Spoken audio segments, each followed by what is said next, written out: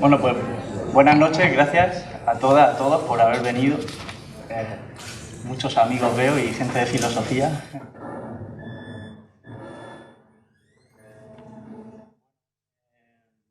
Se da la feliz coincidencia de que tenemos en Murcia no solo al pensador de Rodin, la escultura de bronce, sino que tenemos a otro gran pensador de carne y hueso, que es Enrique Dussel.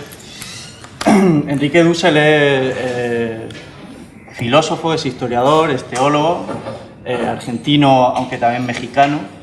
Desde los años 70 se exilió a México y ahí sigue hasta hoy. Es profesor en la UNAM, en la Universidad Nacional Autónoma de México, y también en la UAM. Es autor de, ¿cuántas? 50 obras, 60, yo no sé cuántas, pero más de 50 obras publicadas de antropología, de ética, política, obras dedicadas al pensamiento de Marx también.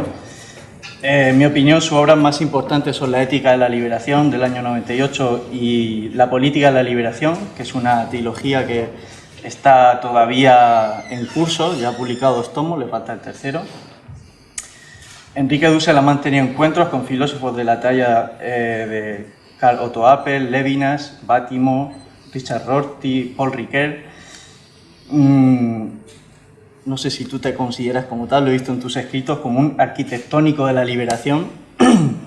Me parece que es uno de los pocos filósofos con una ambición sistemática de construir una ética, una política, una estética, quiere también una mística, concluir con una mística. Es también conocido por pertenecer a la línea del giro descolonizador del pensamiento. Uno de los grandes caballos de batalla de Enrique Dussel es la de descolonizar el pensamiento de Occidente, desoccidentalizar el pensamiento y darle al pensamiento latinoamericano una originalidad propia. Tiene, de hecho, un volumen dedicado a la historia del pensamiento latinoamericano desde el año 1300 hasta el 2000. Son como 1000 páginas, que muy recomendable. Y nada, personalmente lo considero un pensador valiente, un pensador referente dentro de la izquierda social. Me parece que es muy creativo a la hora de... Bueno, muy prolífico y muy creativo a la hora de escribir, y creo que pues es un lujo tenerlo hoy en Murcia. Así que bueno, pues te doy la palabra, Enrique.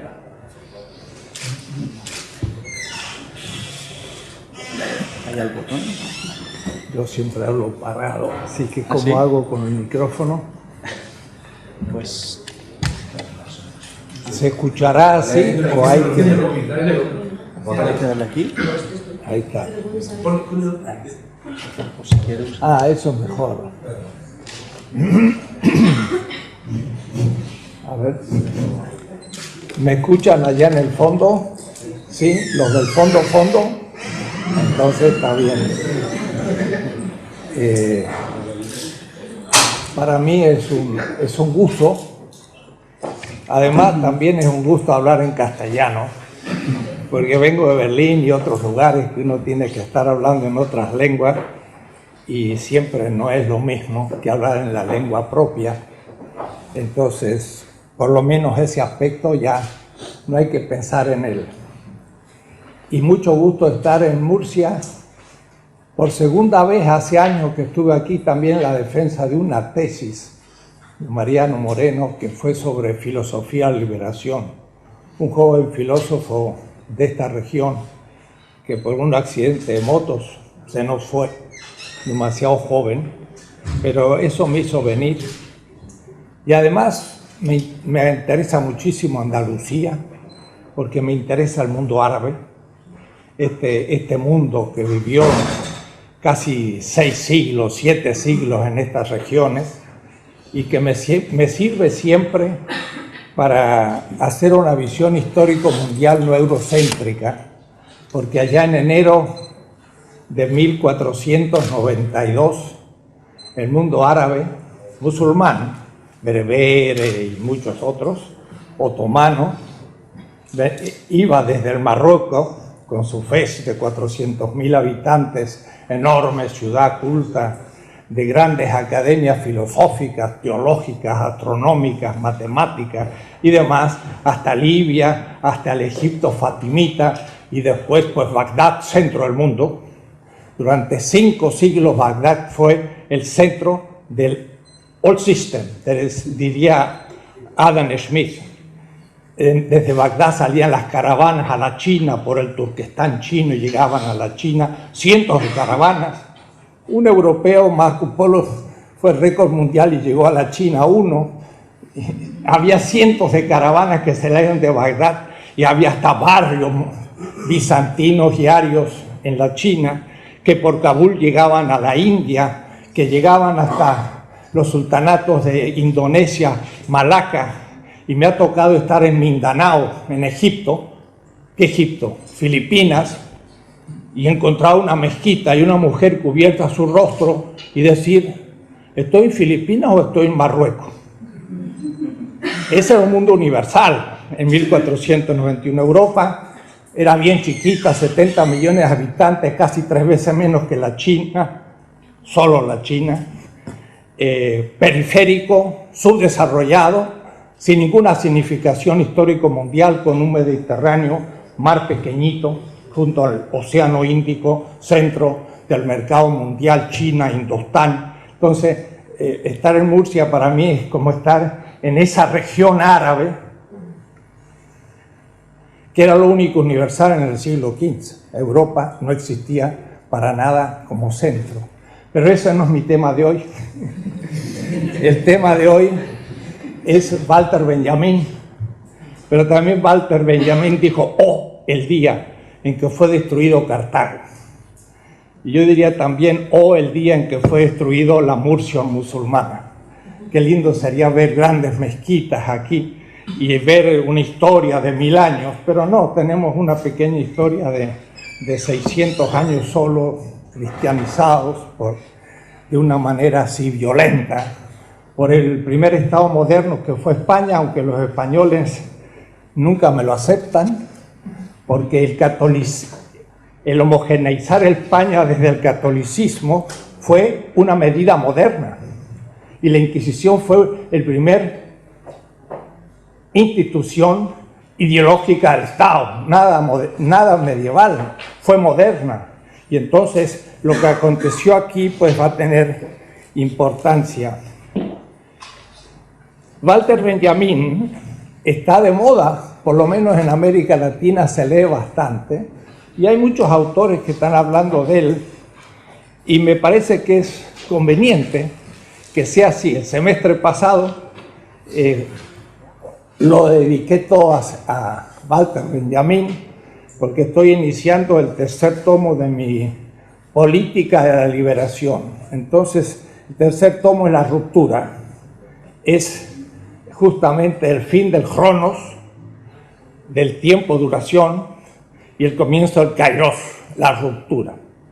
Esos dos conceptos, extrañamente, son de un tal Pablo de Tarso, que también está de moda, porque Badiou escribió un libro sobre Pablo de Tarso, y Zizek ha escrito sobre Pablo de Tarso, y Agamben ha escrito sobre Pablo de Tarso, y Taubes ha escrito sobre él, y Carl Schmitt, y mucha gente está escribiendo también sobre Pablo de Tarso, o es decir, 2 judíos.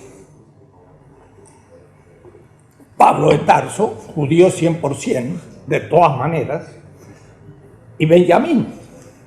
Y entonces, ¿qué tendrá que ver estos 2 judíos con la filosofía que yo practico, que es la filosofía de liberación?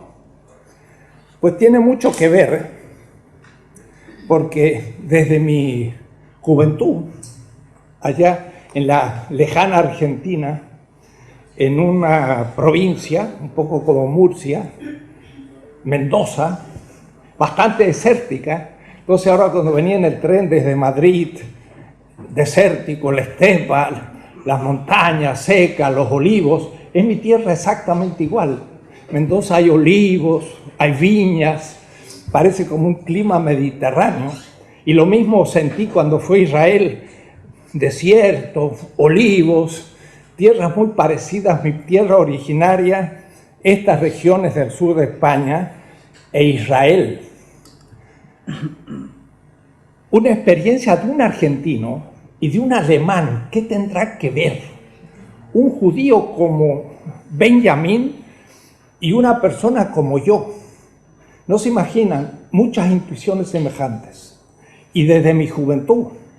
De tal manera que ahora de pronto, ya en mi vejez, y como en México no se jubilan los profesores, entonces yo encuentro a todos los profesores en Estados Unidos, en Harvard o en Berkeley, o en París o en Berlín, les digo, muchachos jóvenes ustedes, porque yo soy más viejo, pues no nos jubilamos, porque si nos jubilamos no ganamos nada, y nos soporta que trabajemos hasta que ya no podamos ni caminar. Pero eso me da una cierta ventaja, soy más viejo que casi todos los profesores existentes en Europa y Estados Unidos.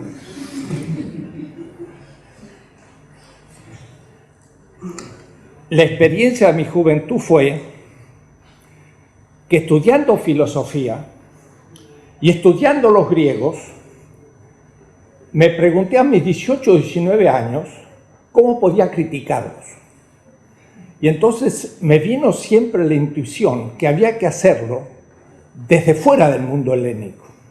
En esa época nosotros estudiamos 5 años de griego, 5 años de latín, aristotélicos tomistas así cuadrados, pero buena formación de todas maneras. Después había que ir saliendo de esa tradición. Pero yo veía que eso era una manera de ver las cosas, pero podría haber otras. Y entonces, desde muy joven, pensé que tendría que algún día yo ir a Israel para aprender el hebreo, hablar el hebreo, leer el hebreo y poder comparar el mundo helenístico desde afuera. Porque fue una intuición de juventud que ahora, viejo, coincide con Benjamín. Y ahora sí me siento muy formado. O es decir, tengo una gran formación semita, he vivido en Israel 2 años, hablo el hebreo, leo el hebreo, siendo filósofo. ¿Para qué? Mi primer libro, escribí en 1961, hace tantos años, viniendo de Israel, se llama El humanismo semita. ¿Por qué? Y si ustedes lo leen, está en mi página, se puede leer, está todo escaneado.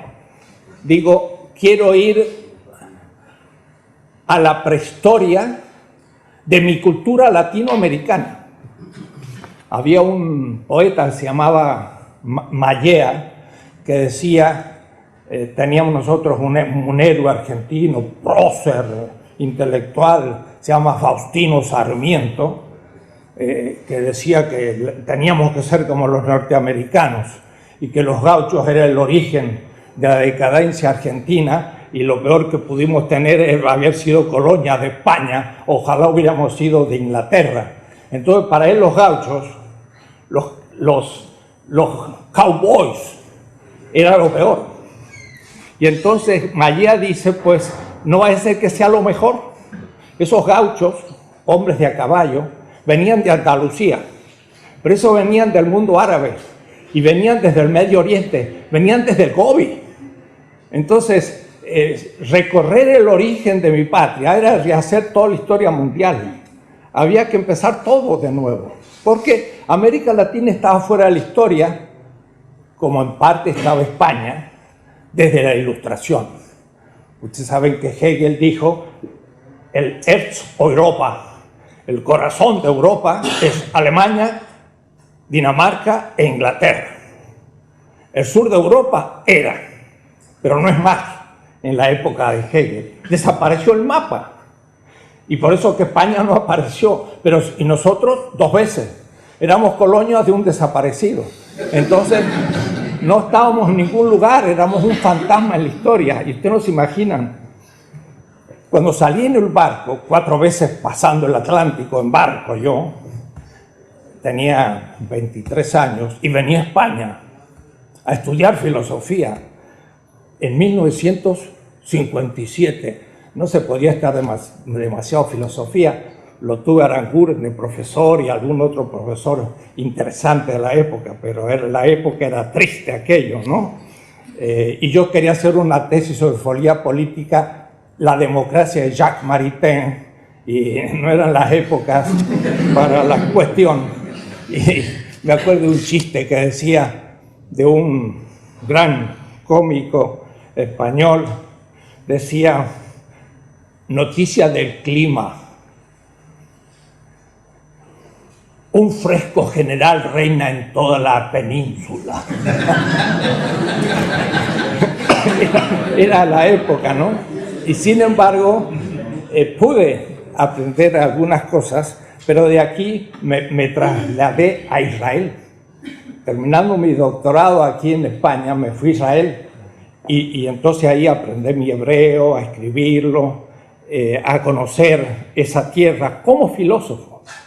Y entonces volví después a Francia, 4 años, a 2 en Alemania, me pasé 10 años en estas tierras, y por último volví a Argentina en plenas dictaduras como había, pero como les digo, mi primer libro fue El humanismo semita. ¿Por qué? Porque el pensamiento griego era dualista: cuerpo, alma, inmortalidad del alma, y de ahí una ética, y de ahí una política, y de ahí una ontología, etcétera, etcétera. Pero el pensamiento semita no es así, es la unidad de la carne, basar, no hay cuerpo, no hay alma, basar. No hay inmortalidad del alma, hay resurrección del muerto. 2 mitos, tanto la inmortalidad del alma como la resurrección.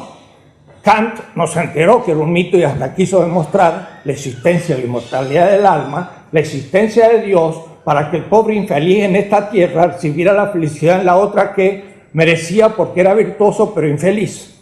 Crítica a la razón práctica. Hice una síntesis muy rápida. No sé si se enteraron lo que dije, pero tuvo que demostrar la existencia del alma para que le puedan pagar en la otra vida la infelicidad que no tuvo en esta, la felicidad que no tuvo en esta. Era una miserable antropología y ética de la resignación.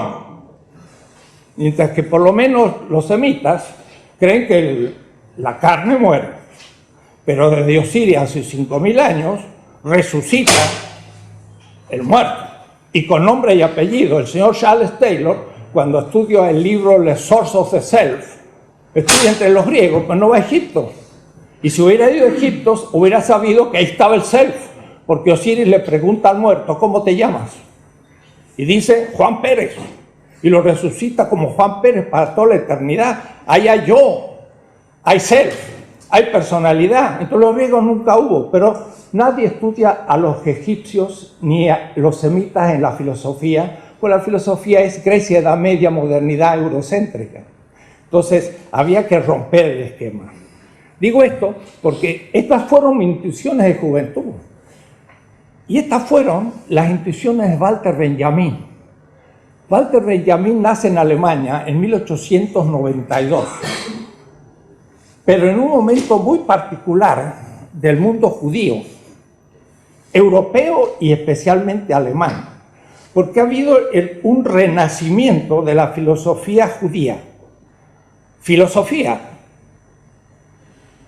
Hermann Cohen, fundador de la escuela de Marburg, 1842 nace Hermann Cohen, es el que replantea todo el pensamiento neokantiano, del cual va a salir después los neokantianos alemanes, con Cassirer a la cabeza, entre otros, y a los que se va a enfrentar Heidegger. Pero Hermann Cohen hace toda su carrera en Marburg, pero cuando se jubila, 1912, le va a quedar 6 años de vida, se va a Berlín. Y entonces dice: quiero ahora dedicar tiempo a pensar qué es ser un judío. Y entonces el neokantiano escribe primero la religión judía dentro de los límites de la razón, muy parecida a Kant, pero después escribe un libro, Metafísica y Religión. Y yo me acuerdo que una vez, por casualidad, estaba en Marburg y entré al seminario de de Hermann Cohen, saqué un libro y era ese, y lo abrí y leí un texto que decía lo siguiente, que después he encontrado más de una vez. Decía Hermann Cohen: el método de los profetas consistía en ponerse en el lugar de los pobres y desde allí hacer el diagnóstico de la patología del Estado. Era toda la filosofía de la liberación que yo voy a hacer después. Miren qué definición. El método consiste en ponerse en el lugar de los pobres. Vaya usted a cualquier sociedad y vaya en lugar de los oprimidos. Póngase ahí como lugar epistemológico y fenomenológico, y desde ahí puede hacer el diagnóstico de la patología del Estado, o es decir, es una política, antes que una ética. Me llamó la atención ese texto de Hermann Cohen y lo vine a recuperar hace 4 o 5 años recién, porque nunca después lo consulté, pero lo tenía muy grabado.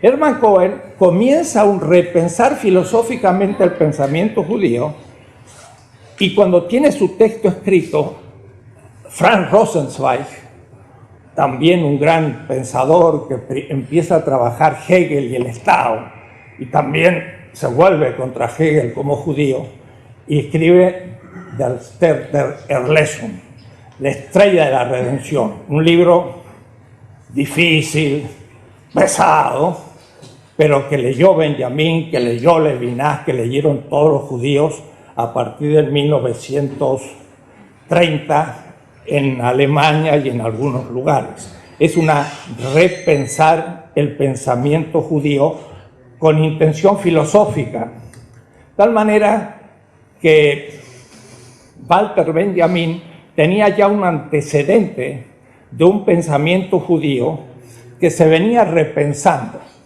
Pero debo decirle que esto no eran solamente los judíos, eran movimientos de juventud militantes judíos.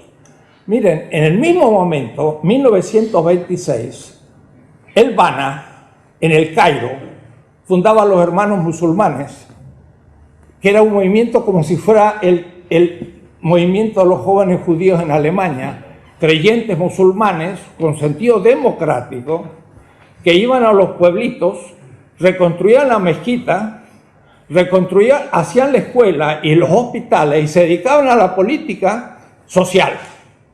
De ahí van a salir estos hermanos musulmanes que ahora están haciendo ruido en Cairo, y de ahí salieron también la extrema izquierda después de la represión de Nasser, que mató a muchísimos hermanos musulmanes, pero era un movimiento de jóvenes creyentes, pero al mismo tiempo nacionalistas contra el imperio inglés, que volvía a las tradiciones y no negaba su religión.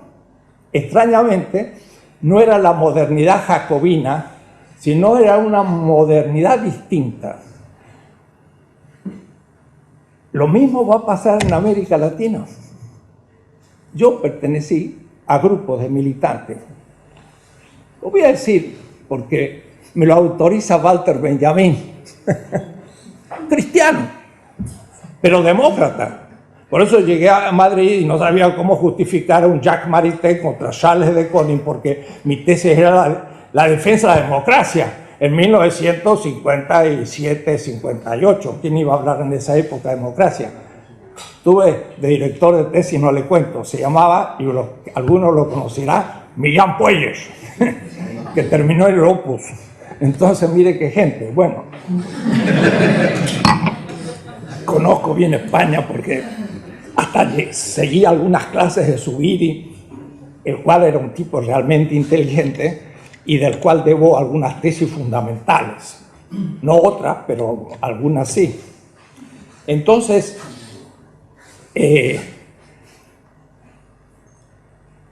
la izquierda, en general, y marxista mucho más, era jacobina, era atea, era materialista, no tenía nada que ver con el imaginario popular. El imaginario popular musulmán es religioso. El imaginario popular alemán, pero judío, era también religioso. El imaginario popular latinoamericano, ni hablar, es religioso. Miren ahora cuando se levantan los latinos en Estados Unidos, 5 millones salen a las calles.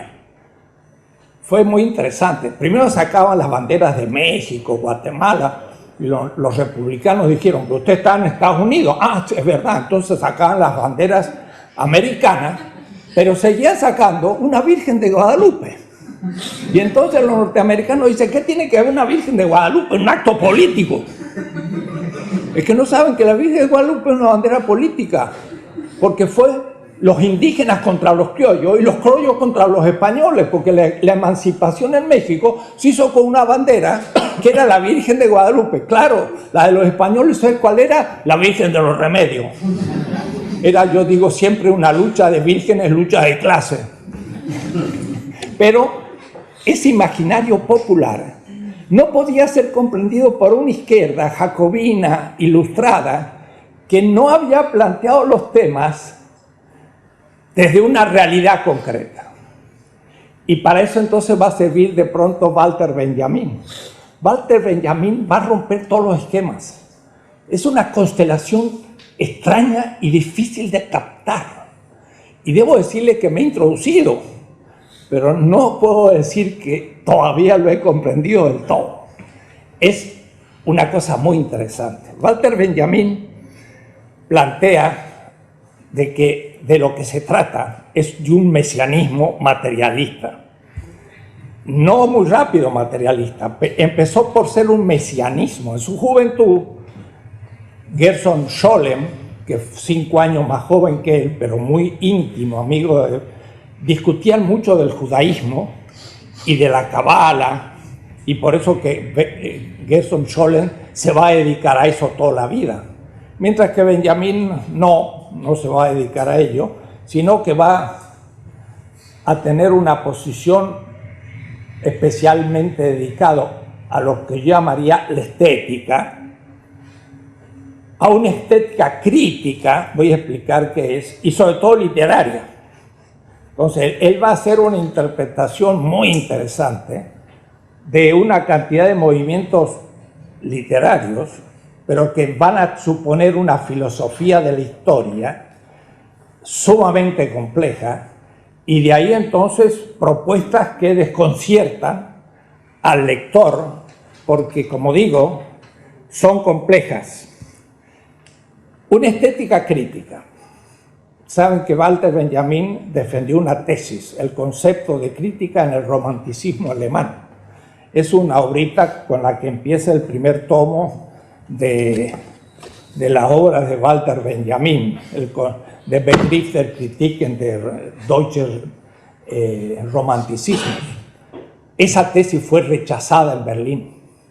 2 profesores no entendieron nada de lo que escribió Benjamin y lo rechazaron. Y el pobre se quedó sin poder ser profesor hasta que se suicida. Es decir, la irresponsabilidad de 2 académicos que no pudieron entender un pensamiento. Ahora, es muy interesante leer esa obra.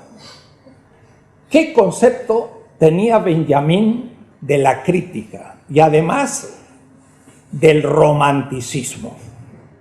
Entonces, para entender a Benjamin, creo, hay que entender el romanticismo alemán. No sé si han visto últimamente un libro traducido al castellano de Safransky sobre el romanticismo, pero el que ya hace muchos años, 20 años, me advirtió el tema es Michel Lévy. Michel Lévy es un gran pensador francés, especialista en el romanticismo, judío, marxista, ateo, que está en la Recherche Scientifique en Francia, y que entre otras especialidades tiene la teología de la liberación latinoamericana. Y digo que es ateo y es marxista y es judío, y su especialidad es teología de liberación latinoamericana. Extraño. Somos muy amigos y hemos charlado. Y él muestra, por ejemplo, cómo Marx es un romántico, y Kafka, y los grandes, y por supuesto Walter Benjamin. Entonces, para entender a Walter Benjamin habría que entender el romanticismo. Y para entender el romanticismo, nada mejor que su tesis sobre el concepto de crítica en el romanticismo alemán. Y entonces él empieza a trabajar con Schiller, con Schlegel, con Novalis. Pero antes que eso, trabaja con Fichte. Y no he visto a nadie de los que han trabajado a Benjamin que haya fijado su mirada en Fichte, que es el que le da a él la clave de su comprensión de la historia y de lo que es la crítica. Para simplificar, Walter Benjamin dice: la crítica se establece a 3 niveles.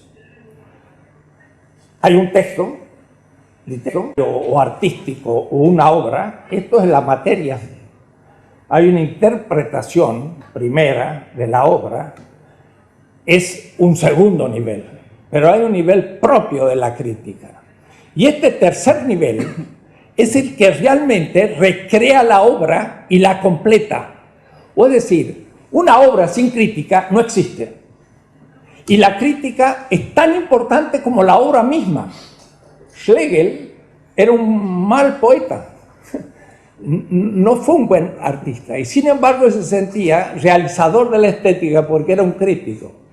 Y Novalis dice unas cosas muy interesantes, muy importantes para mí, porque yo, entre otras cosas, desarmo la historia eurocéntrica, aquella de la antigüedad, la Edad Media, la Edad Moderna, un invento de los románticos, hace 2 siglos. No, ese es un buen tema para exponer, porque lo he expuesto ahora en Berlín y pega duro, porque es una pura invención eurocéntrica que se ha expandido por todo el mundo. Yo estudié en la escuela secundaria la antigüedad, la Edad Media y la Edad Moderna, y no existe. Y dice Novalis, la antigüedad no se da, ist nicht gegeben. La hemos inventado. ¿Cómo? Han inventado el significado del pensamiento griego-romano como fundamento de esa Alemania germánica que culmina con los románticos. Y entonces reinterpretaron la historia mundial desde Europa y dejaron todas las otras culturas fuera. Y eso es un invento romántico. Pero es interesante, porque entonces la crítica realiza la obra. Y si la crítica no se ocupa de obras, las obras se olvidan y desaparecen y no existen más. Y entonces a mí me interesaba muchísimo América Latina, porque algunos dicen, América Latina no tiene filosofía, como España tampoco, no tiene ningún Hegel, ningún Kant, tiene claro un Ortega, un Zubiri, pero autores secundarios. Diríamos, si fuéramos como Novalis, diríamos la filosofía latinoamericana no existe, la vamos a inventar. Y mira, acabamos de publicar 1100 páginas, 2 columnas bien chiquitas, 17 etapas de la filosofía latinoamericana en los últimos 7 siglos, empezando por los aztecas, los mayas y los incas, que tienen filosofía según otra definición. Y después, no se imaginan, les voy a dar un ejemplo. Ustedes saben que dicen los filósofos que la filosofía moderna empieza con Descartes.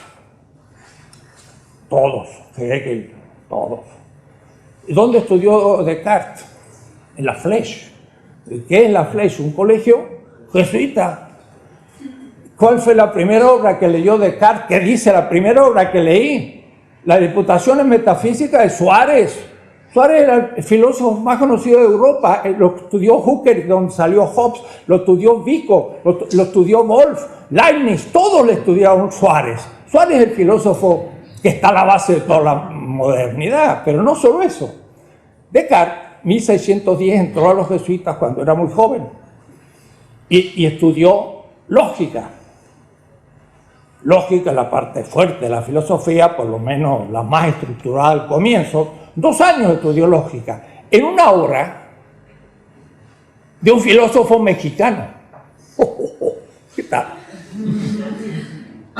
Se llama Antonio Rubio, era un joven español de 18 años que se fue a México, estudió filosofía en la Universidad de México, fundada en 1553.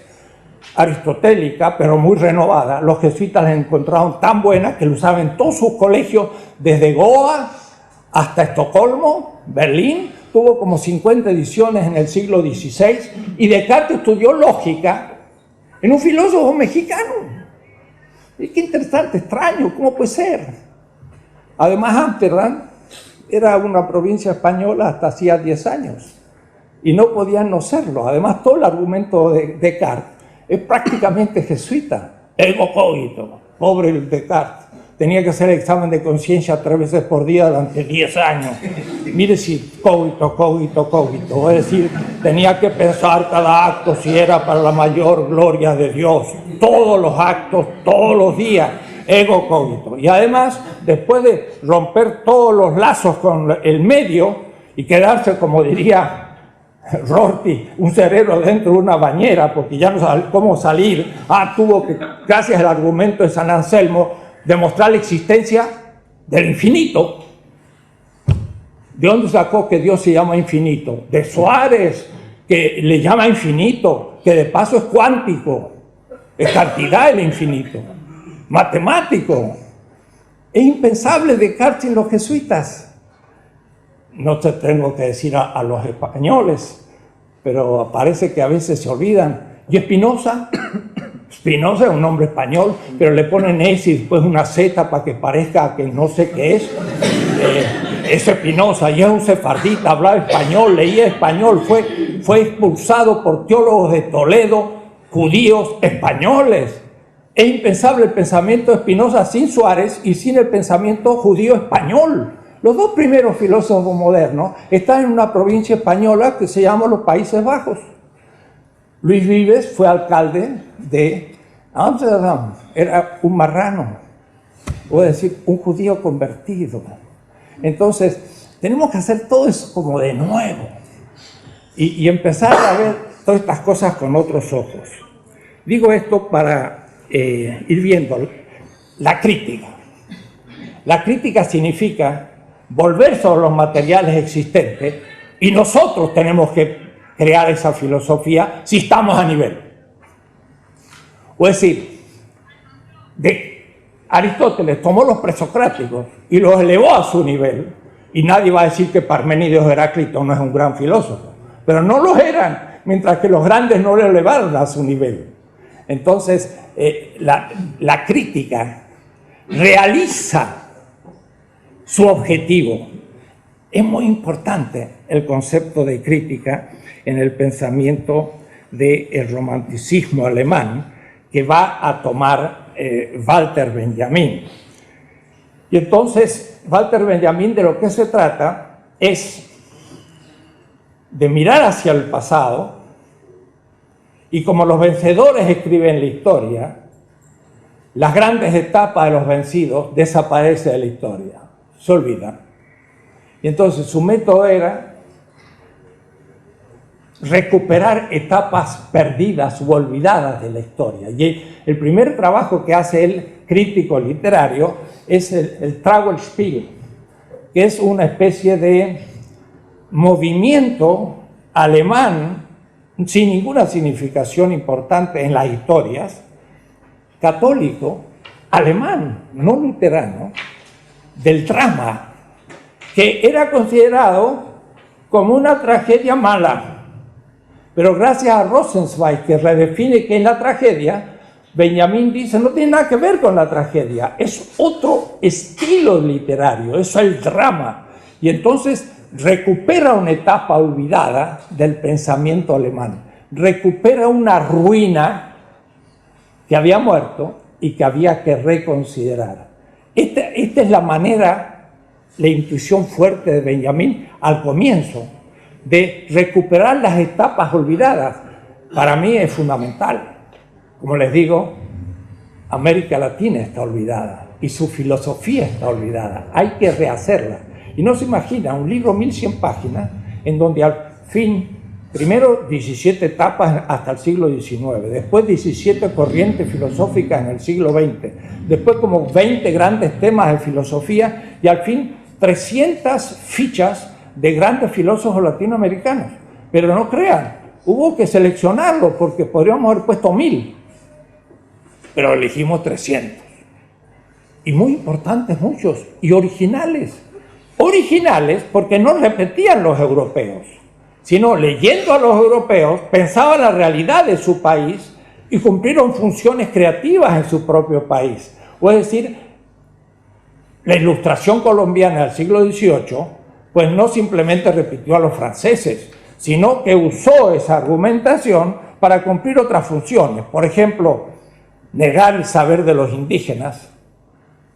Hay un gran descubridor de una sustancia para quitar la fiebre que se hizo popular en toda Europa, de un médico colombiano español, Mutis. Y entonces él era un científico y descubrió una medicina para bajar la fiebre. Y pasó por ser un gran científico. Pues se la había simplemente robado a los indígenas que tenían esa hierba y bajaban la fiebre. Pero nunca indicó que era un saber popular, sino que era saber de la ciencia. Y con eso entonces negaba el saber popular y permitía racialmente al blanco oponerse a los mestizos y a los indígenas. Usó el pensamiento de la Ilustración en Colombia para cumplir funciones propias.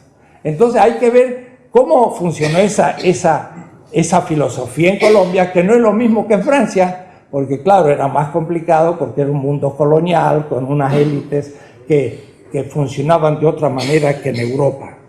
Esto para decir que la hipótesis de Walter Benjamin de recuperar etapas históricas olvidadas se hace algo fundamental para la historia de la filosofía.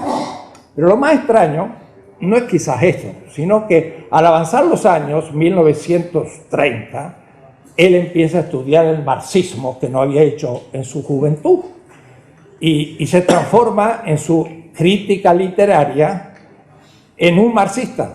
Claro, no ortodoxo, no leninista. De paso, leyó poco El Capital, leyó más libros más bien políticos, el 18 Brumario y otros. Y entonces se transformó en un pensador marxista, pero no dejó su tradición judía. Y entonces él habló de un mesianismo materialista. Y esto a los oídos de Gershom Scholem dijo, bueno, lo de marxismo o materialista es una metáfora. En realidad él continuó trabajando el pensamiento judío. Entre nosotros, por ejemplo, en México, Bolívar Echeverría, un gran filósofo que ha muerto hace poco, 62 años, en su juventud,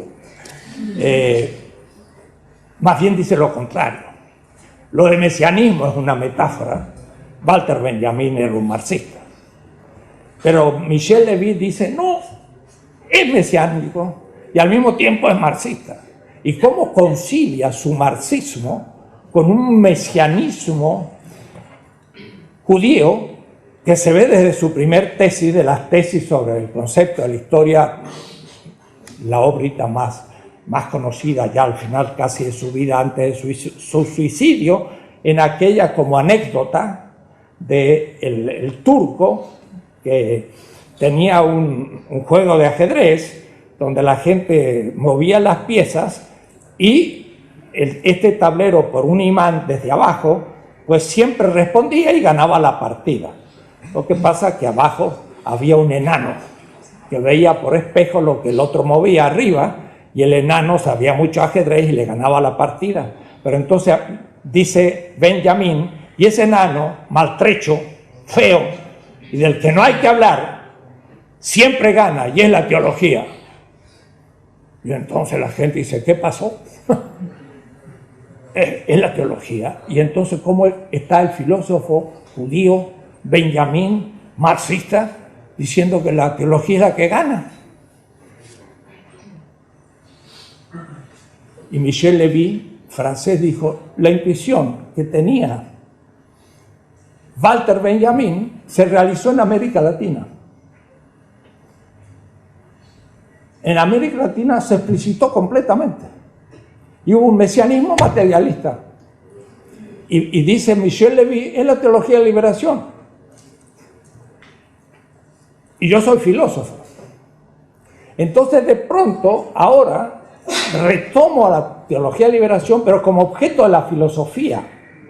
Y digo, a ver, ¿cómo juega ese tipo de discurso dentro del imaginario popular y la construcción de una política en América Latina que hoy ha dado un fruto inesperado? La mayoría de los gobiernos latinoamericanos son de centro-izquierda, contra todas las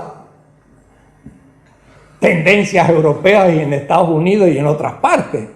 Más que eso, ustedes saben, ¿cierto? Pues la presidenta del Brasil fue guerrillera maoísta a sus 18 años, estuvo presa y el jefe del grupo lo mataron. El presidente del Uruguay, Tupac Amaru, en su juventud, voy a decir guerrillero. El señor presidente del Paraguay, un obispo, tiene sus problemas, pero un obispo al fin. ¿Cómo puede ser? Evo Morales, un indígena, después de 500 años, un indígena. Es un signo histórico mundial.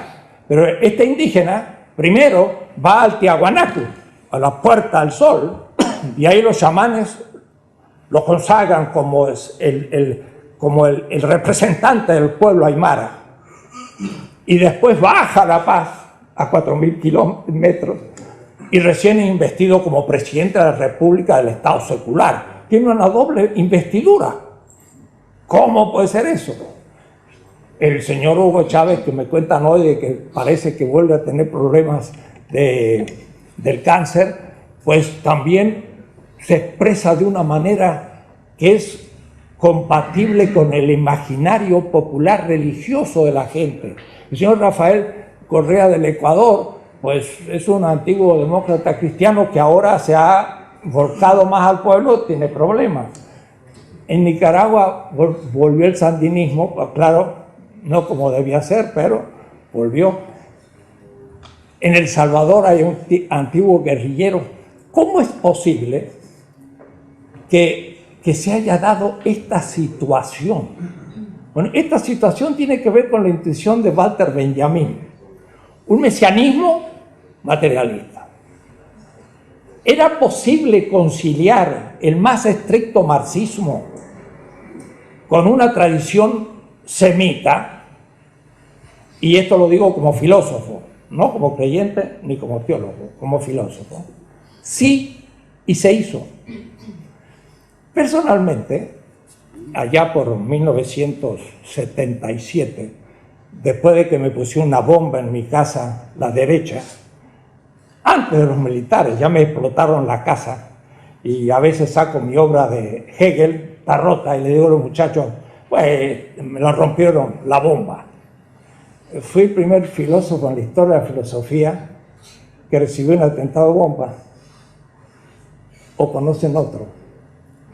Yo sé de historia, así que no ha habido otro antes.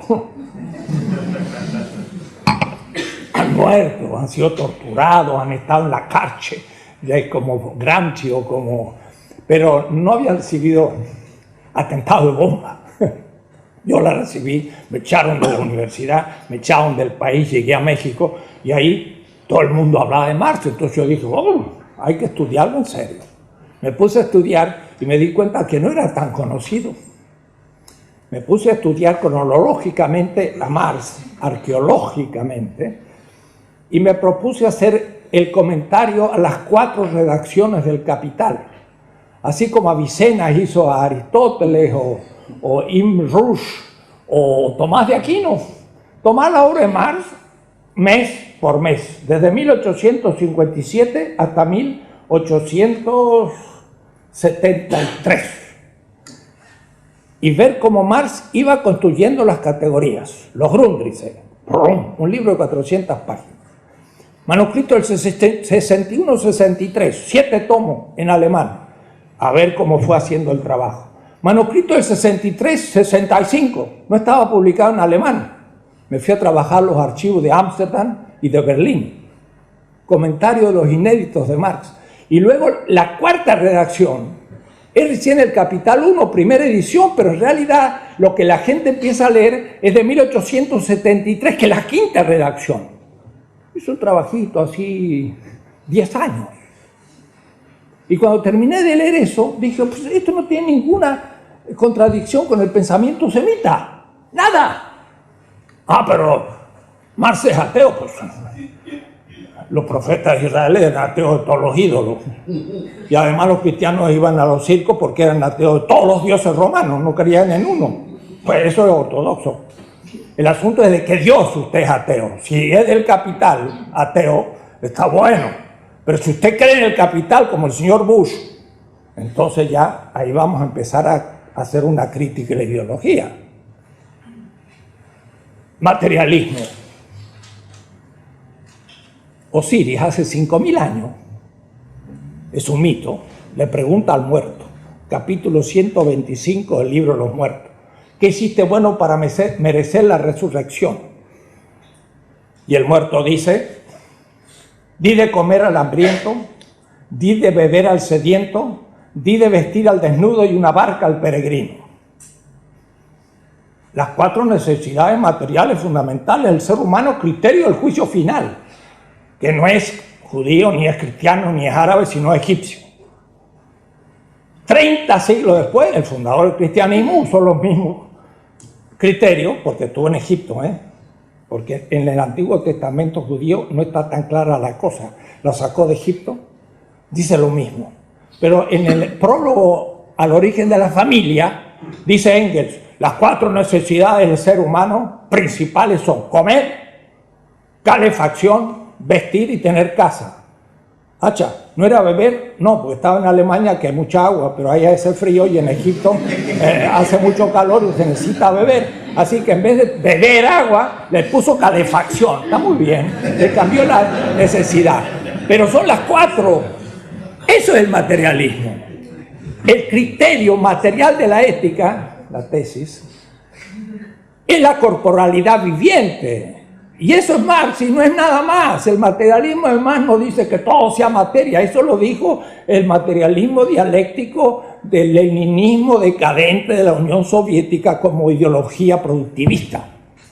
Entonces, leí todo Marx y no me quedó nada contrario a una posición a lo Walter Benjamin. Más. No se imaginan.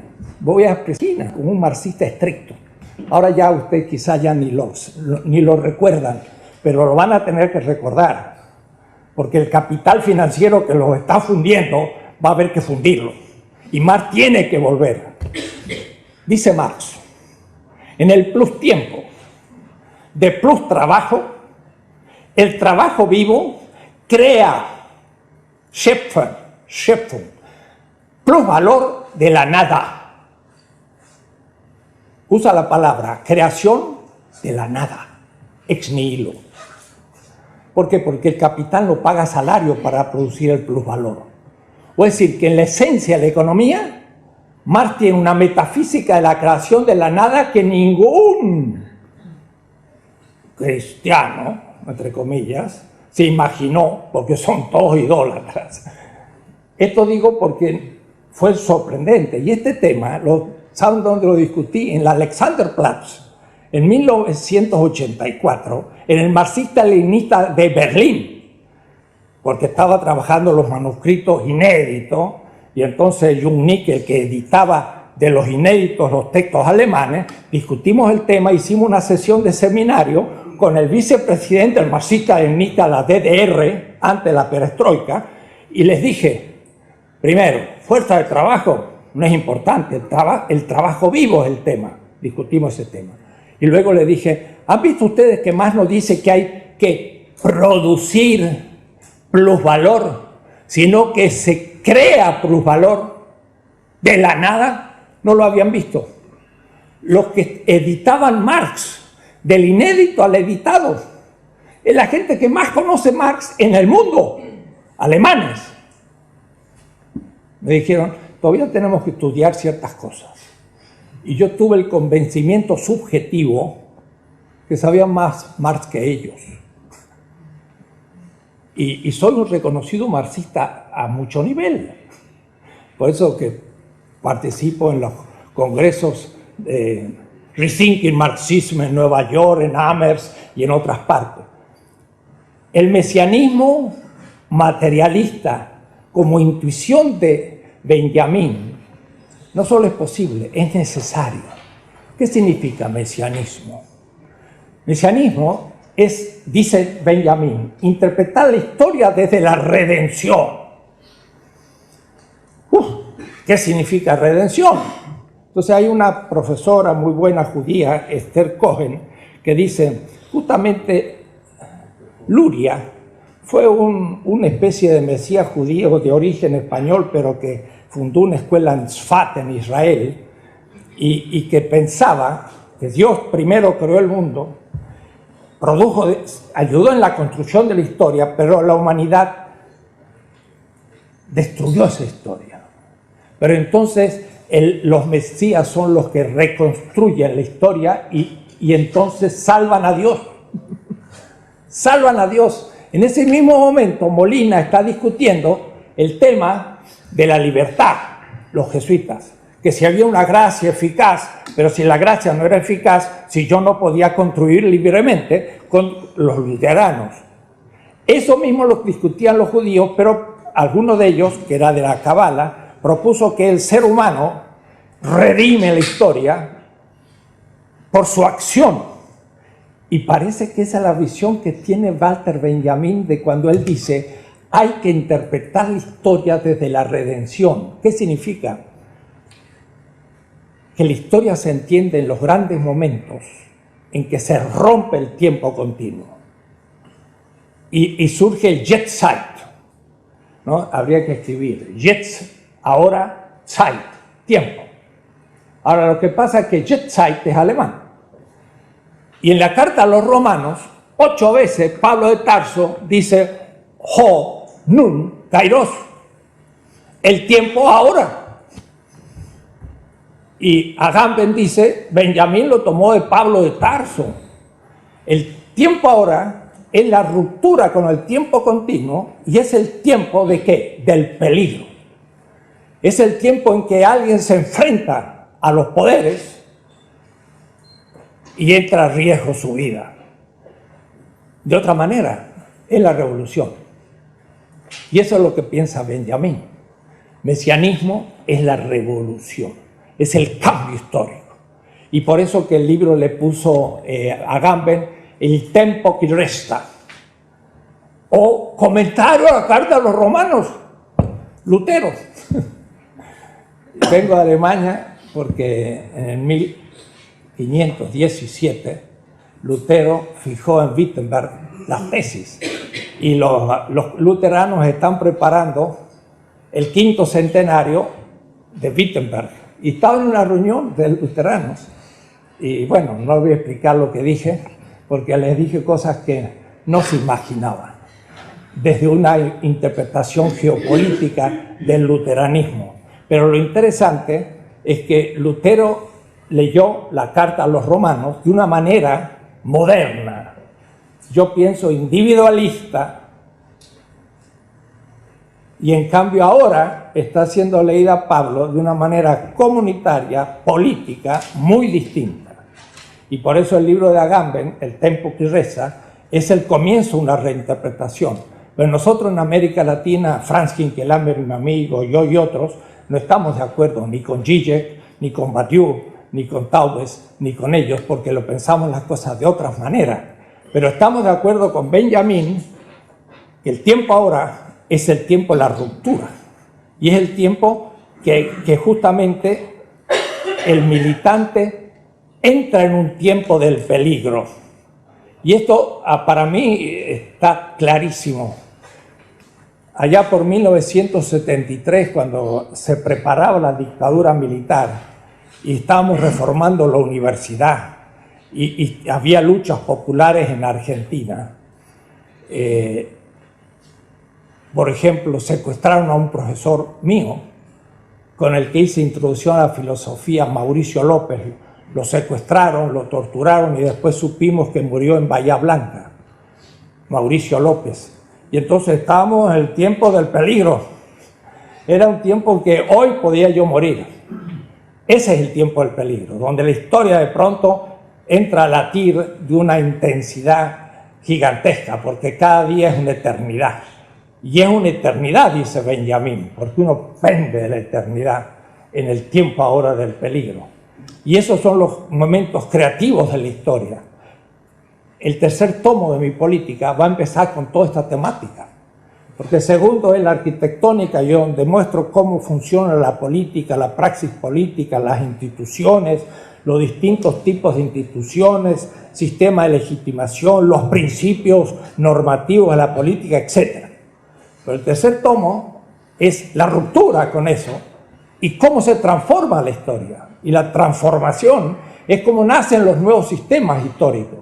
Y ahí Walter Benjamin me da unos textos espléndidos y me conecta a una cantidad de temas sumamente interesantes, que son los que tenemos nosotros que ahora ir exponiendo. Si tuviera un pizarrón, mostraría un poco cómo es la dialéctica. En general, casi todos los filósofos políticos actuales, ya murió hace tiempo, pero desde el discurso de Carl Schmitt y después a partir de él todos los otros que ya he nombrado algunos, y podría seguir nombrando otros norteamericanos y demás, piensan la política como dominación. O es decir, el poder político, desde Hobbes, es dominación. Weber dice, en el fondo, el poder político es una dominación legítima ante obedientes. Y en cambio, Evo Morales, presidente de Bolivia, dice, yo ejerzo un poder obediencial. Y eso lo sacó los zapatistas, que dicen, los políticos mandan mandando, pero entre nosotros los que mandan obedeciendo. Entonces, en estas expresiones del poder obediencial o el poder como obediencia, es la tradición semita. Hay que tener un oído de discípulo cada mañana y escuchar al pueblo. Y entonces hay que hacer una categoría política que se llama pueblo. Es ambiguo, es populismo. Ahí nos enfrentamos a Ernesto Laclau de Populist Reason, la política, la razón populista, y también Boaventura de Sousa Santos, que habla de estos temas. Y entonces, para mí, el actor colectivo es el pueblo, de los oprimidos, a la manera de Walter Benjamin, pero desde su imaginario. Y su imaginario es simbólico. Y el simbólico tiene mitos. Y esos mitos también son políticos. Ernst Bloch, Principio de Esperanza. Y entonces hay un mito, por ejemplo, que no es el Prometeo encadenado, ni tampoco el Edipo que mata al hijo y el hijo que mata al padre. No, son otros mitos semitas. Por ejemplo, el verdadero mito antiedípico, más allá de Deleuze, es un mito muy conocido, el mito abrámico. Abraham tenía que cumplir la ley y tenía que sacrificar a su hijo como hacían todos los semitas, pero él no quiso sacrificar a su hijo, no cumplió la ley, amó a su hijo y su hijo amó a su padre, pues no tuvo el Edipo. Ese es el antiedipo, tan simple como eso. Pero también el antiprometeo es el mito mosaico. En Egipto había dominación y el faraón era divino y era un sistema sacralizado y había un pueblo de esclavos. Los esclavos toman conciencia, son los olvidados, son esos cuya historia no se recuerda, de Benjamín. Y justamente, ¿qué significa redención? Pagar el precio para que el esclavo deje de ser esclavo. Eso es redimir, es pagar el precio. Y entonces de Egipto los esclavos salen hacia la tierra prometida. Ya no la pienso como teología, la pienso como categoría filosófica y política. Hay una dialéctica de un sistema de dominación donde colectivamente, no individualmente como el liberalismo, hay un individuo y otro individuo y este lucha contra el otro y se matan, entonces para no matarse hacen un contrato. Hobbes, Locke, hasta Nozick. No, somos comunidad, no podemos no serlo. Y siempre tenemos el contrato a la espalda porque siempre hay instituciones. El liberalismo no le concedo ni el primer paso. Y entonces se entiende de otra manera la política y entonces podemos empezar a pensar cómo ese pueblo se libera de un sistema fetichizado y puede luchar para un sistema futuro mejor. Y ese momento es el momento mesiánico de Walter Benjamin. Todos son mesías. Los que entran en el tiempo del peligro, y es el tiempo de la revolución, es el tiempo del cambio para la tierra prometida. Entonces es dialéctico. Y como hace mucho que estoy hablando, voy a casi terminar. En mi polémica con Apple, justamente fue larga, aprendí muchísimo, y eso está en mi ética y está en mi política. Pero miren el punto central. Habermas y Apple tienen una teoría de la legitimidad, de la Gültigkeit, que significa el consenso de la comunidad y se llega a acuerdos. Pero Apple sabe muy bien, y lo dice explícitamente, que nunca puede ser perfecto ese acuerdo, porque nunca, por ejemplo, puedo invitar a todos los posibles afectados, y por otra parte hay veces que intencionalmente dejo gente fuera. Para mí el problema es los que no participan en la comunidad de comunicación, que son los esclavos, que son las mujeres en el patriarcalismo, que son los marginales en la sociedad, que son los obreros en el capitalismo, que son las razas no blancas en el racismo, y le puedo decir todos los tipos de dominación donde dejo fuera a afectados. Esos afectados, excluidos, se reúnen y constituyen una comunidad. Y ahora entre ellos hay simetría y llegan a acuerdos. Y los acuerdos en el que llegan es que el acuerdo del sistema los ha excluido, y entonces el acuerdo del sistema de dirigente, diría Gramsci, se va a transformar en dominante. Dice Gramsci, la clase dirigente se transforma en clase dominante cuando pierde el consenso. Porque entonces la gente ya está de acuerdo y ahora tiene que reprimirlos. Pero la gente no está más de acuerdo en el acuerdo que de Weber, porque miren, si el poder es dominación legítima ante obediente, hay una contradicción en la definición. ¿Cómo yo voy a estar de acuerdo en que me dominen? No puede ser la dominación legítima, es decir, que ahí hay una trampa. Cuando yo me doy cuenta que estoy siendo dominado, entonces ya no soy obediente, ya soy disidente.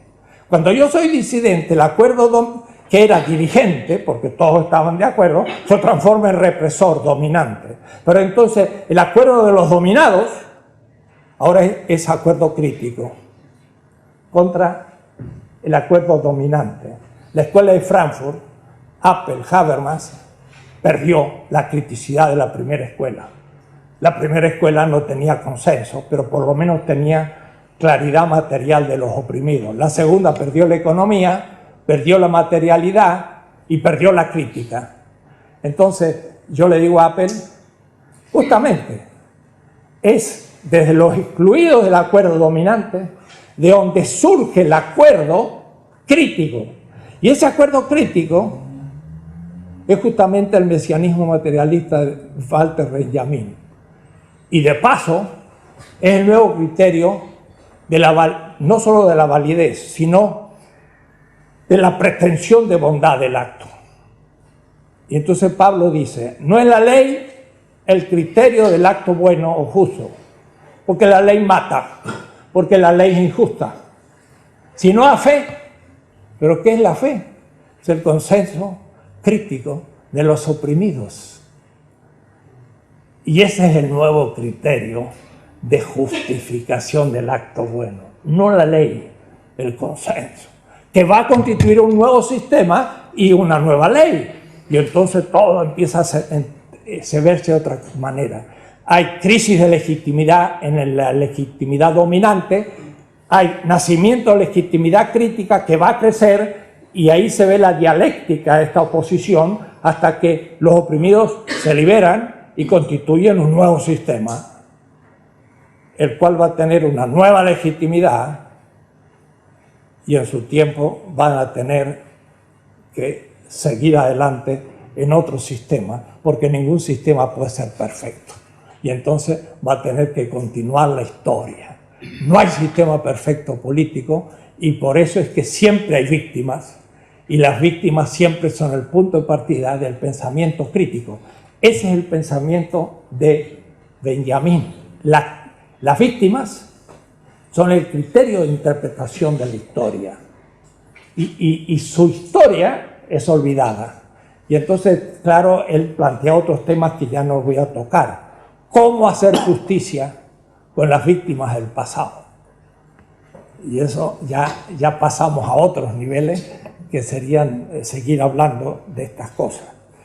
De manera que yo hace ya como 1 hora y tanto que estoy hablando y la verdad no he dicho casi nada.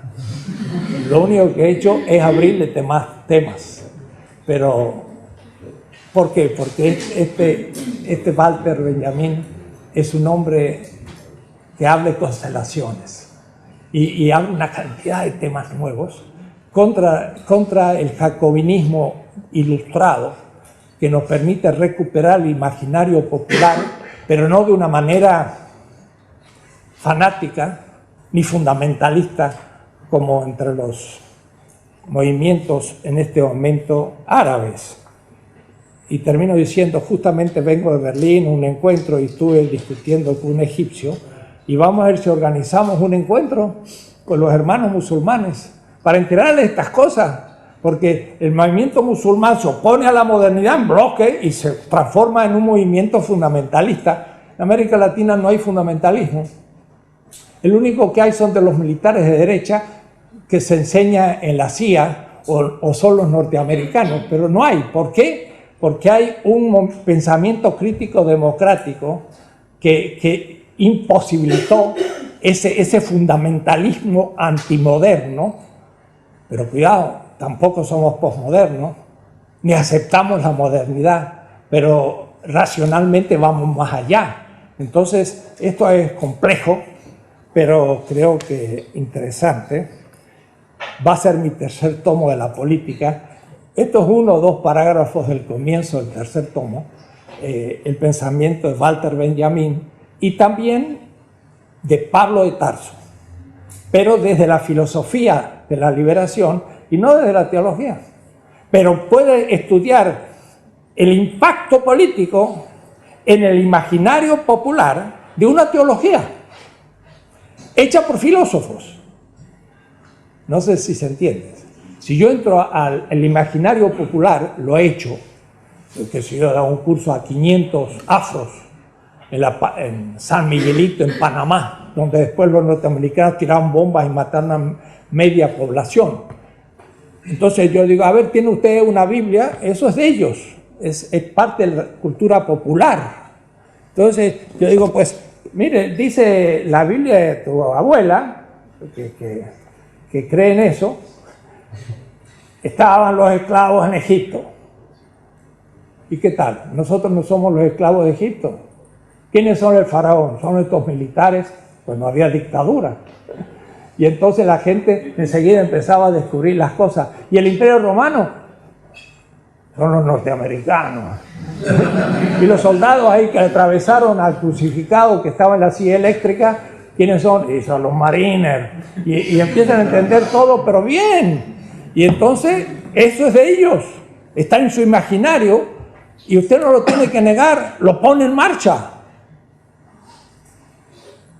¿Eso es lícito? Claro.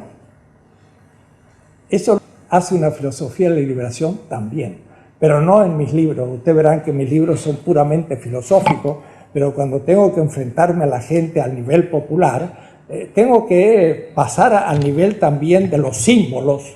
Y esos símbolos hay que reinterpretarlos y ponerlos en movimiento.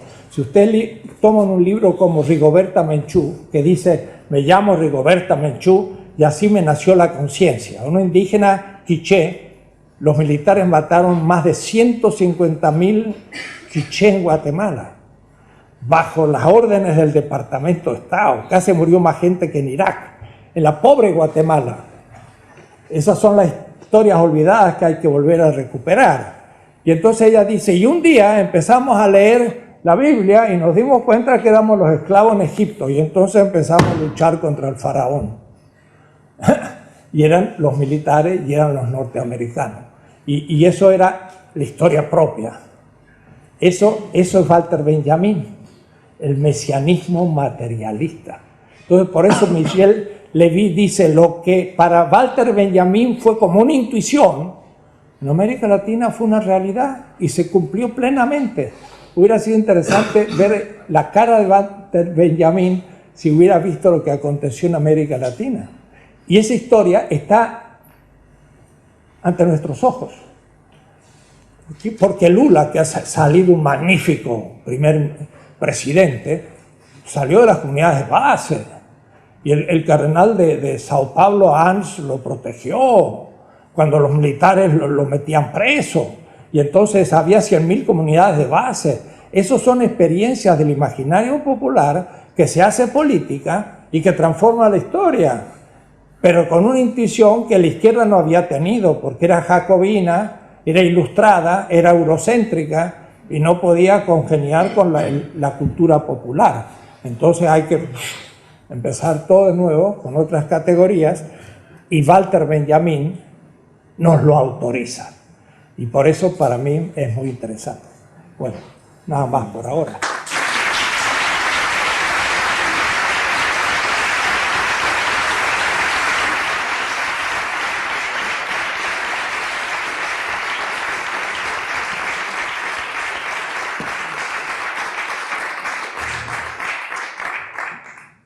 Muchas gracias a Enrique Dussel. Abrimos un turno de palabras breve. Yo daría como unos 15 minutos más o menos. 10, 15 minutos. Nos van a echar enseguida, así que, bueno. Sí, el micro. Pásame el Enrique para que... Sí. ¿Alguien puede pasar el micro? Bueno, ¿tú quieres hablar? Pásalo, ahí hay uno.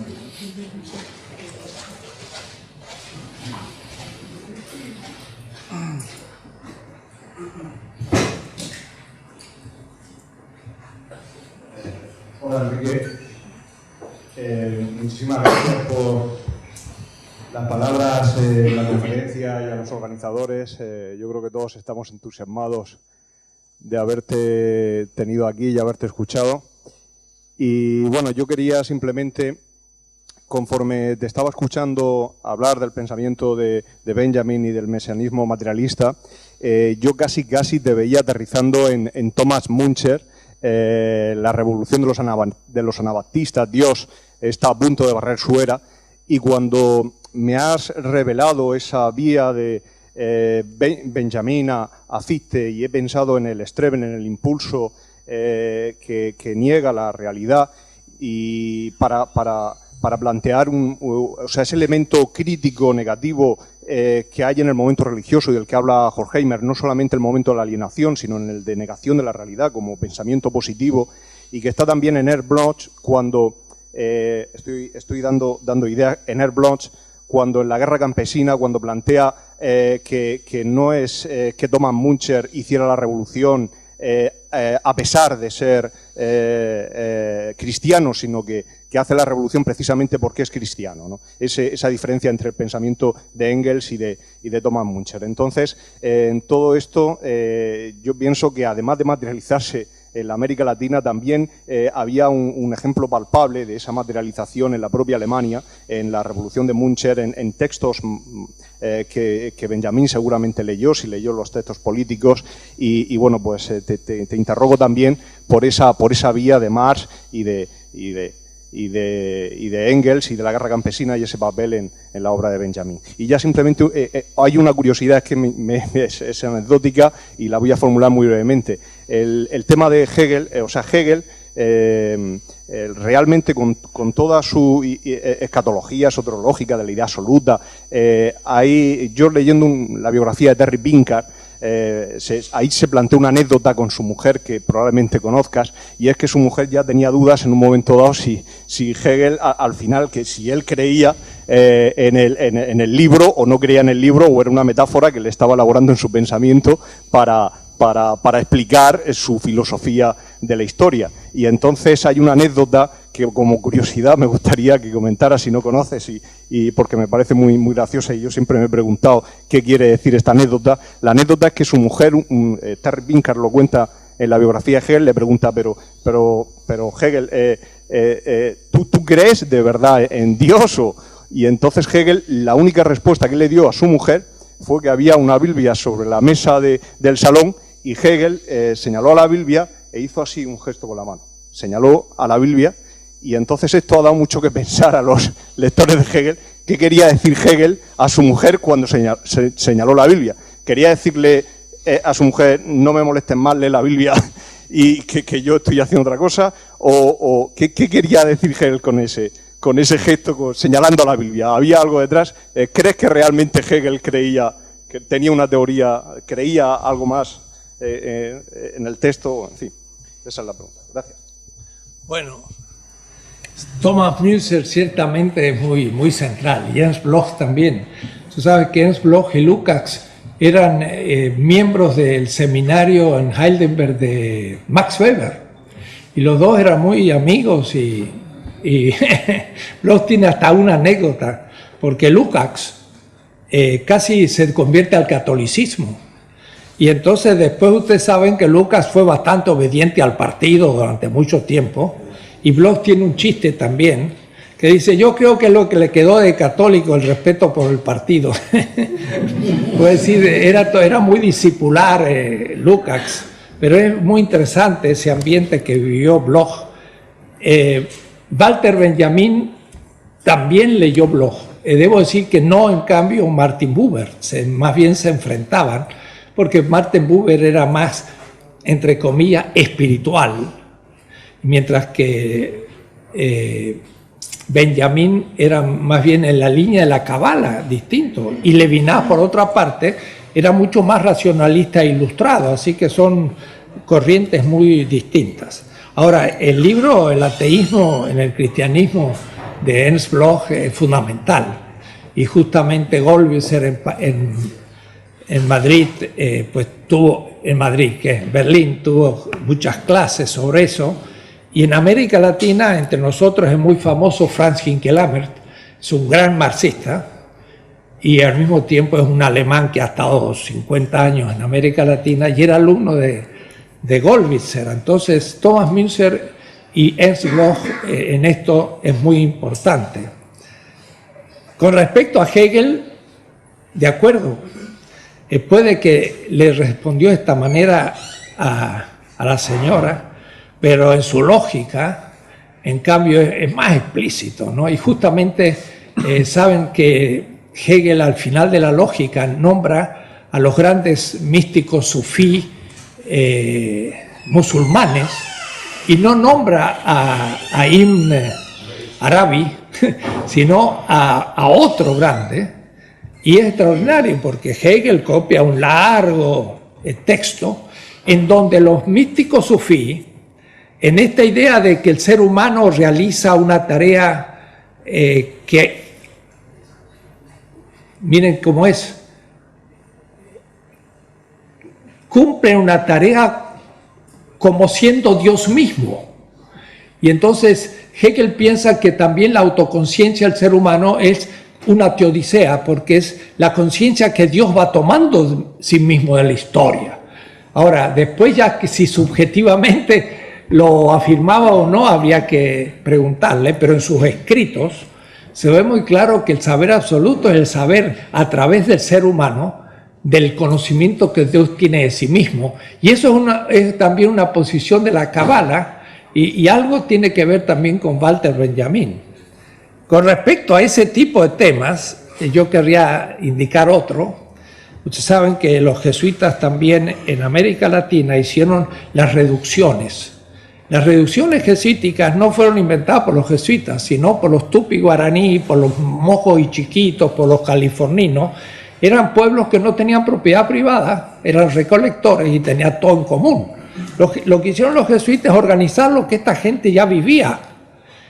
Fueron expulsados por los Borbones, porque los jesuitas eran lo mejor del antiguo régimen en la época de los Habsburgos, del barroco diríamos, mientras que los Borbones fue la Ilustración y los liquidaron. Los jesuitas a veces ni saben por qué fueron expulsados de todas partes, porque era la quintesencia del pensamiento anterior del humanismo mercantilista, pero no industrial. Pero miren qué interesante, fueron 2.500 jesuitas que se expandieron por toda Europa y aparecieron cientos de obras sobre las reducciones de los guaraníes y otros. Estos libros fueron leídos por Morelli, por Mably y por los que después van a ser el socialismo utópico. De tal manera que realmente hay un primer capítulo del socialismo moderno que no se ha escrito, y son las reducciones jesuíticas y franciscanas de América Latina en el fin del siglo XVI, sobre todo el XVII y comienzo del XVIII. Ahí hubo sociedades de comunismo pleno.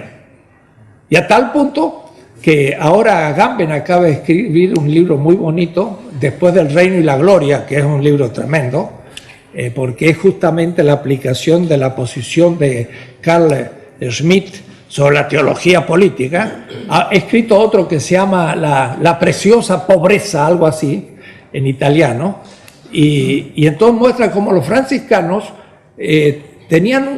hicieron toda una filosofía y reconstruyeron todo el derecho para solo usar el valor de uso y no afirmar de ninguna manera el valor de cambio.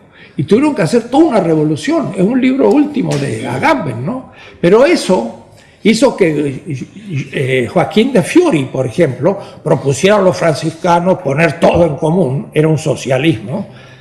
Y cuando llegaron a América, los franciscanos, se dieron cuenta que los indígenas no tenían ninguna apetencia para tener propiedad privada, ni sabían lo que era, ni les interesaba para nada, todo en común. Y entonces los franciscanos dijeron, pero esto ni le ha tocado el pecado original, estos son perfectos, nosotros que hacemos votos y queremos ser pobres y tenemos que ser como Francisco así, y estos ya pues lo son así, los bautizaban directamente.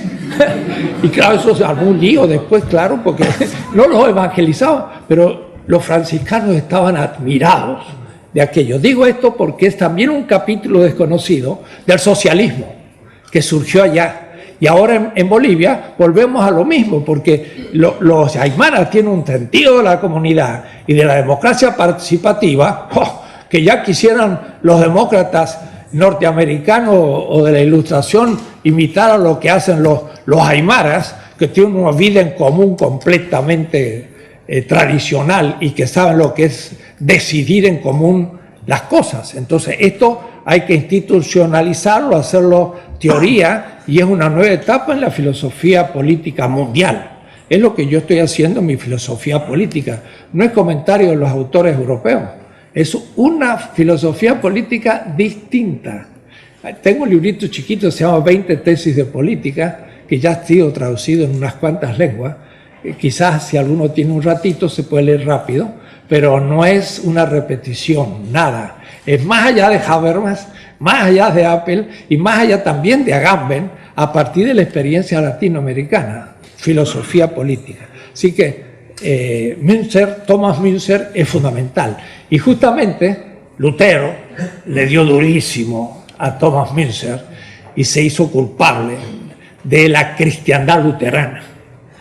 De tal manera que no eran los reyes católicos la única cristiandad.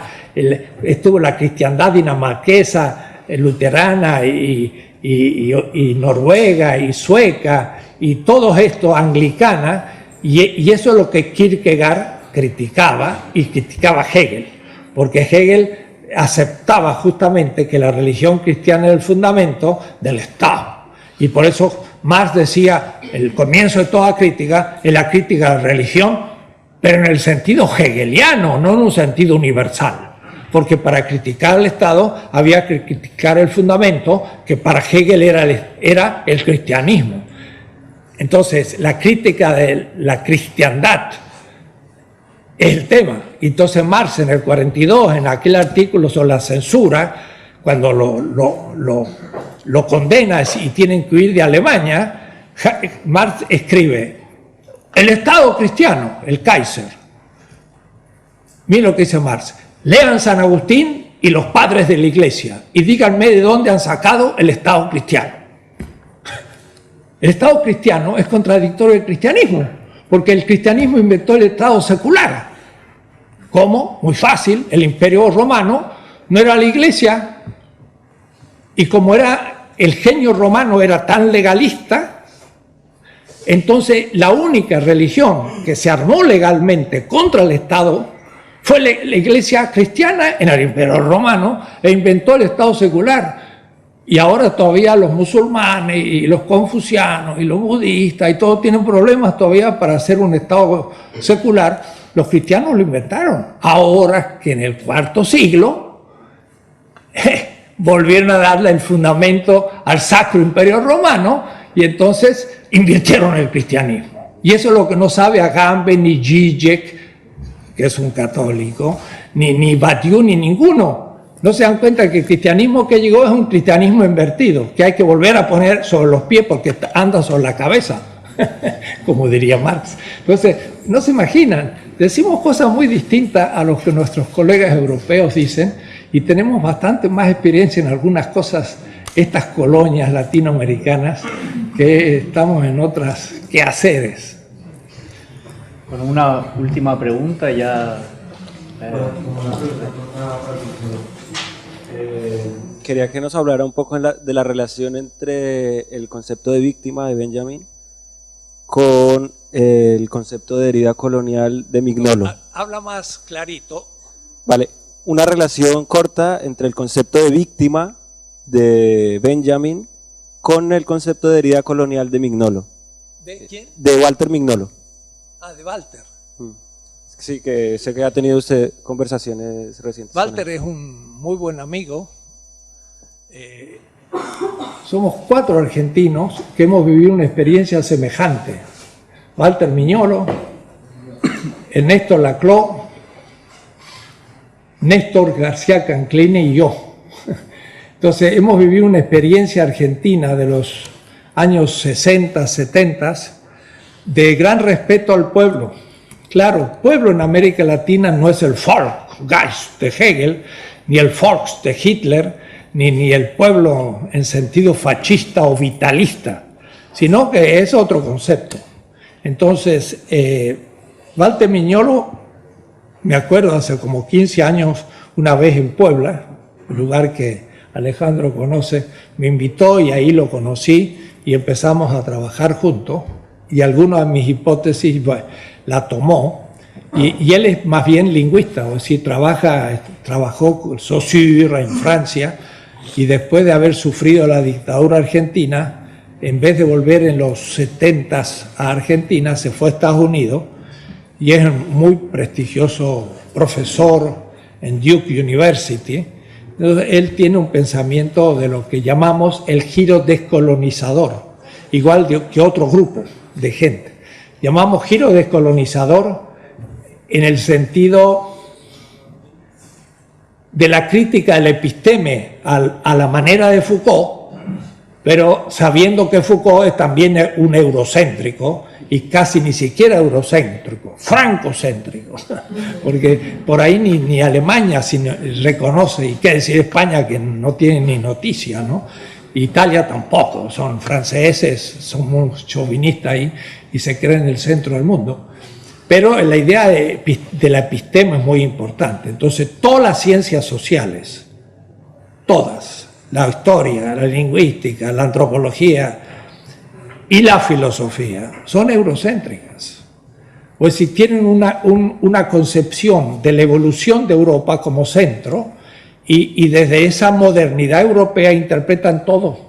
Y empezando por la concepción de la propia modernidad, que creen que la modernidad es una invención puramente europea, que después expandieron por el mundo, y que Max Weber dice, ¿de dónde vendrá que esta cultura se transformó en la cultura universal? Y lo empieza a estudiar hacia atrás y llega casi hasta los profetas de Israel. Tengo una visión completamente distinta de todo eso, porque la modernidad europea sí domina otras culturas, pero aprende muchísimo de ellas.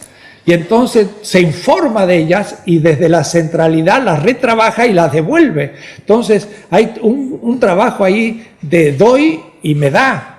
Es como la comida. La comida europea hoy no es como en 1491. Si ustedes comieran como en 1491, estaría medio aburrida la cosa, porque no tomarían café, ni azúcar, ni tomate, ni patatas, ni nada, se comerían cosas, ni pasta.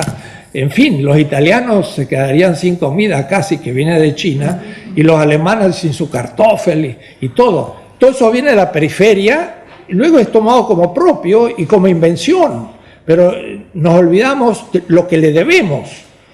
Menzies, un irlandés que ha escrito 2 libros, uno se llama 1421, cuando la China descubrió el mundo. Ustedes saben que la China descubrió América 70 años antes que Colón. Colón tenía mapas, los pinzones tenían mapas de América, pero lo único que tenían, por ejemplo, el del Rick, tenían un mapa de 1487. Donde al sur de la China había una gran península, la Cuarta Península. Era América del Sur puesto en la China. Era un error de los venecianos cuando copiaron el mapa chino. Entonces Colón llegó y en el diario de a bordo dice: estamos cerca de la tierra del Gran Khan. Y los Khanes estaban en Siberia y él estaba en el Caribe. Y en el cuarto viaje Colón, 1503, poco antes de su muerte, llegó a Panamá y escribe en el diario a bordo: hay un gran mar del otro lado, el mar del sur, que era el Pacífico, estamos a 10 días de navegación del Ganges, desde Panamá. Y vi el helicóptero, porque no sé cómo iba a llegar. No sabía la existencia del Pacífico Colón, no descubrió América Colón. Colón nunca llegó a América, estuvo al sur de la China. Pero eso porque fue un error de un mapa. En 1507, Walde C. Müller, un cartógrafo alemán en Freiburg, y hace poco un historiador de historiadores, estuve ahí y dije: Walde C. Müller, aquí en Freiburg, y me dijo: la casa de él está a 50 metros de aquí, así que un personaje histórico, que era un cura cuyo hobby era mapas. Entonces compró en Venecia, en Génova, mapas chinos, e hizo un mapa mundi, donde hay las 4 penínsulas asiáticas. La China tiene un gran península abajo. 1507 está dibujado América del Norte, América del Sur, toda la costa del Atlántico y toda la costa del Pacífico, los montes rocallosos y los Andes, y todavía la costa del Polo Sur, y el mapa fue cartografiado desde las Islas Malvinas o Falkland. En 1507, cuando Magallanes no había descubierto el estrecho de Magallanes, estaba dibujado. ¿De dónde lo sacaron? De los chinos. Los chinos conocían todo el mundo. Pero no solo eso, hay otro libro de Menzies que se llama 1434, cuando la China lanzó el Renacimiento. Tiene un libro. Los chinos descubrieron el papel en el siglo VI, la imprenta en el VIII. En el IX imprimieron papel moneda, no estampitas, papel moneda. En el 1303 se hizo una gran enciclopedia y había un tomo sobre tecnología agrícola, militar, enorme. Entonces, Menzies toma este libro en papel, impreso en China con los dibujos, y los de Leonardo da Vinci. Leonardo da Vinci copió los libros chinos, no inventó nada, ninguna maquinaria, ni el paracaídas, ni los engranajes de Leonardo, pura copia de libros chinos.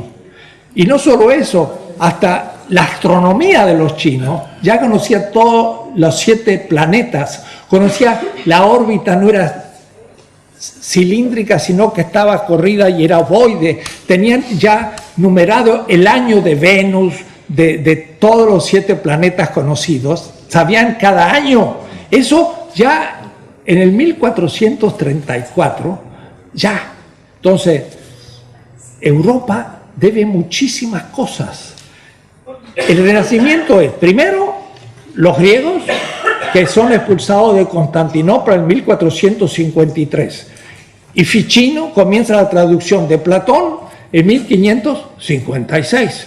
Qué raro, ¿no? 3 años después la toma de Constantinopla. Pues se ve que le pagó a un pobre un griego, que le tradujera al latín y le pagaría un poquito, así unos pesos, o lo que fuere, y entonces empezó la traducción de los griegos. ¿Pero por qué? Por Constantinopla. No, porque fue el renacimiento de los italianos. Es decir, fueron geniales, inventaron cosas, pero mucho lo debían y lo trabajaron y lo expandieron y volvió elaborado. Entonces hay una dialéctica. Y la historia no es la antigüedad, de la media y moderna, sino que es mucho más compleja.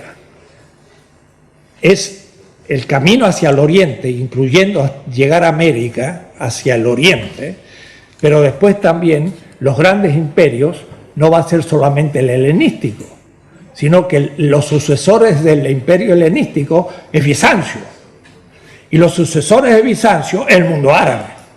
En el siglo VIII, en Alepo, Al-Kindi toma Aristóteles, y con la filosofía iránica inventa la filosofía árabe, que empieza a ser empírica, matemática, astronómica, mientras que Europa se hunde en la barbarie, y va a descubrir en el siglo III Aristóteles, 6 siglos después los árabes, y por los traductores de Toledo, como se sabe, o es decir, del mundo árabe viniendo de esta Andalucía, que estaba mucho más avanzada que toda Europa, etc. Entonces tenemos que hacer la historia al revés para entender estas cosas, y yo ni sé por qué estoy hablando de estos temas,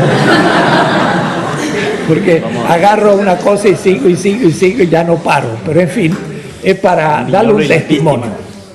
Miñolo y las víctimas, te voy a comentar. Empezamos con Miñolo, ya me olvidé.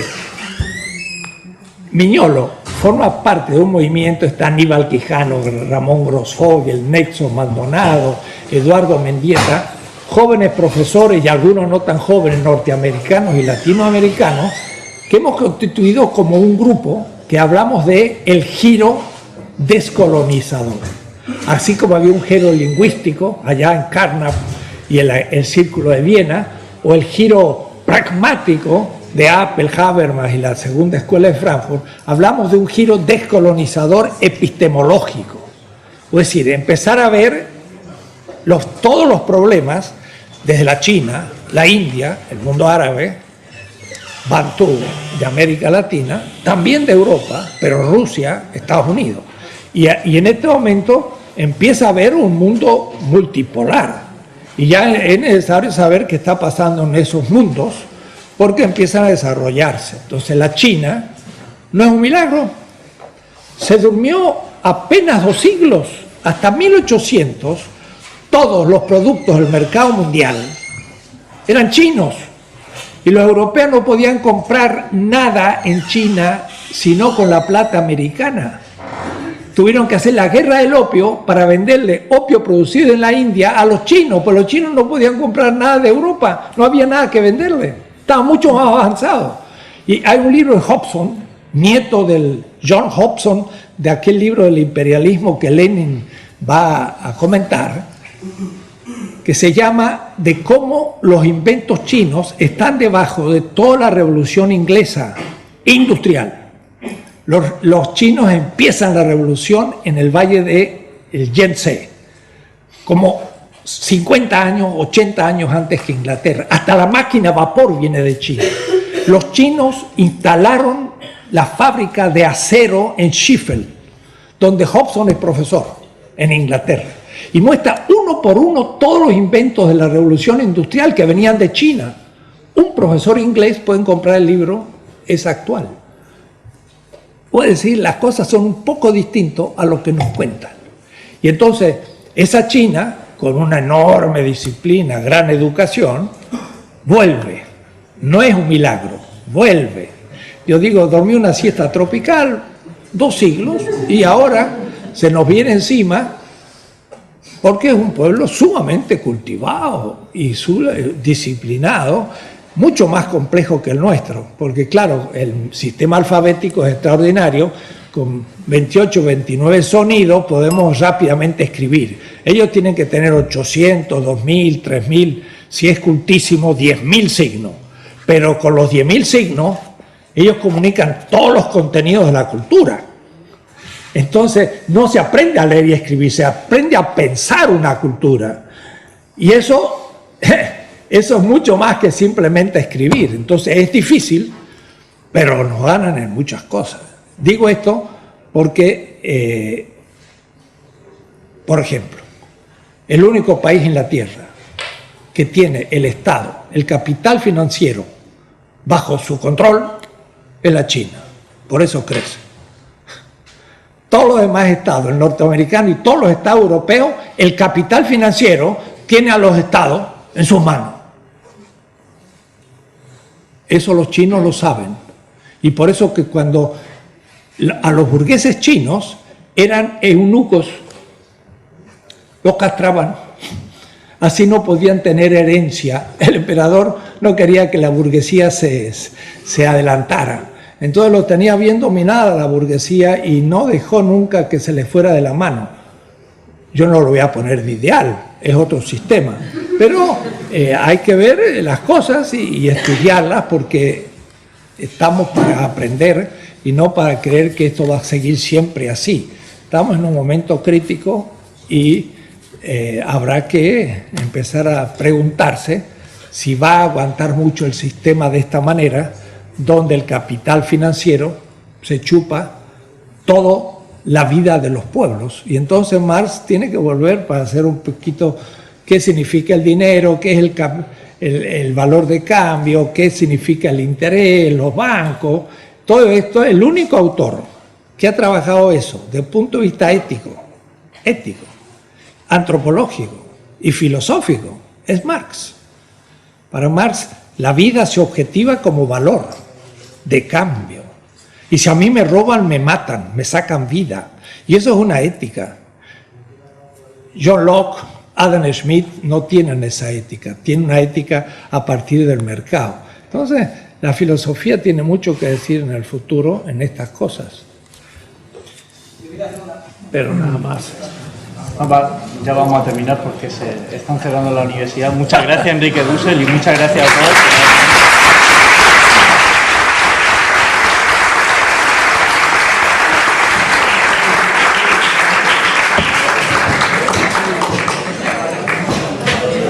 Muy bien. Hemos tomado el tiempo justo que en 5 minutos cierra la universidad, pero